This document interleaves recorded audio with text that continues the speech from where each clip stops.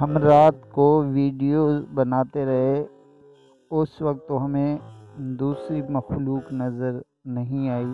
ہم نے 7-8 ویڈیوز بنائی، ہر ویڈیو میں الگ شکل سے دوسری مخلوق موجود ہے۔ اس میں کچھ گولے گرتے ہیں زمین کی طرف، اور ایک ہوا میں ہے، ایک زمین پر ہے۔ ان کی طرف نیچے سے ایک چھوٹی سی جانور نما مخلوق لپکتی ہے، لیکن وہ اچانک جل جاتے ہیں اور وہ پیچھے کی طرف گر جاتی ہے۔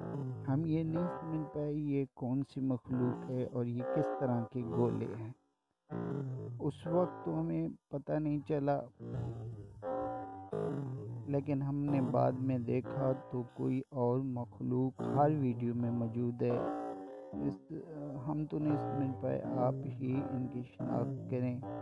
ہم آپ سے یہ ویڈیو شیئر کر رہے ہیں اور باقی ویڈیو بھی انشاءاللہ شیئر کریں گے۔ آپ بھی بتائیں کمنٹس میں کہ یہ کیا چیز ہے۔ ہر ویڈیو انشاءاللہ ہم آپ سے شیئر کریں گے۔